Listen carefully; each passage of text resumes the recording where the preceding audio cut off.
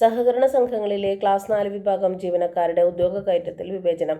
2 മുതൽ 7 വരെ ക്ലാസുകളിലുള്ള സംഘങ്ങളിലെ ജീവനക്കാർക്ക് ക്ലാർക്ക് തസ്തികയിലേക്ക് ഉദ്യോഗ കയറ്റം കിട്ടണമെങ്കിൽ സഹകരണ സർവീസ് പരീക്ഷാ ബോർഡ് നടത്തുന്ന പരീക്ഷ ജയിക്കണം. എന്നാൽ 20 കോടി രൂപയിലധികം പ്രവർത്തന മൂല്യമുള്ള class 1 special grade, super grade സംഘങ്ങളിലെ ഉദ്യോഗ കയറ്റത്തിന് ഈ നിബന്ധനയില്ല.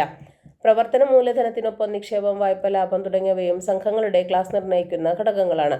ഡിസംബർ 31 നിലവിൽ വന്ന കേരള സഹകരണ ചട്ട ഭേദഗതിയിലാണ് താഴ്ന്ന ക്ലാസുകളിലെ സംഘങ്ങളിൽ ഉദ്യോഗ കയറ്റത്തിന് പരീക്ഷ ജയിക്കണമെന്ന നിർദ്ദേശമുള്ളത്. എല്ലാ തരത്തിലുമുള്ള സംഘങ്ങളിലും 4 ക്ലാർക്കുമാരെ സഹകരണ പരീക്ഷാ ബോർഡ് വഴി നിയമിക്കുമ്പോൾ ഒരു സംഘം ജീവനക്കാരന് ഉദ്യോഗ കയറ്റം നൽകുന്ന രീതിയാണ് നിലവിലുള്ളത്.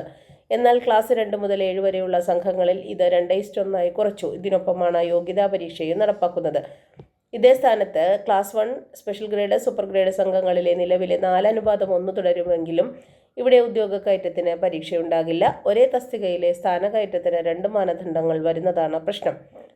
സംഘം ജീവനക്കാരുടെ ഉദ്യോഗ കയറ്റത്തിന്റെ അനുപാതം കുറയ്ക്കണമെന്ന് നിയമനം പരീക്ഷാ ബോർഡിന് വിട്ടതു മുതലുള്ള ആവശ്യമാണ്. ജീവനക്കാരുടെ സംഘടനകൾ ഇതുമായി ബന്ധപ്പെട്ട് ഒട്ടേറെ സമരം നടത്തിയിട്ടുണ്ട്. വർഷങ്ങളായുള്ള ആവശ്യം അംഗീകരിക്കപ്പെട്ടപ്പോഴാണ് കടുത്ത നിബന്ധന ഏർപ്പെടുത്തിയിരിക്കുന്നത്. സഹകരണ സർവീസ് പരീക്ഷാ ബോർഡ് പരീക്ഷയ്ക്കുള്ള കാലതാമസമാണ് പ്രധാന പ്രശ്നം. ഒഴിവറിയിച്ചാൽ 3-4 വർഷം കഴിഞ്ഞാണ് പരീക്ഷ നടത്തുന്നത്. ഈ കാലതാമസം ജീവനക്കാരുടെ സേവനകാലത്തെ ബാധിക്കും. സംഘങ്ങളുടെ ദൈനംദിന പ്രവർത്തനങ്ങളെപ്പറ്റി നല്ല അറിവുണ്ടെങ്കിലും ബോർഡിന്റെ പരീക്ഷ ജയിക്കാൻ കഴിയാതെ വരുന്നതും വിനയാകും. ഫലത്തിൽ താഴ്ന്ന ക്ലാസുകളിലുള്ള സംഘങ്ങളിലെ ജീവനക്കാരെ ഭേദഗതി ബുദ്ധിമുട്ടിക്കും.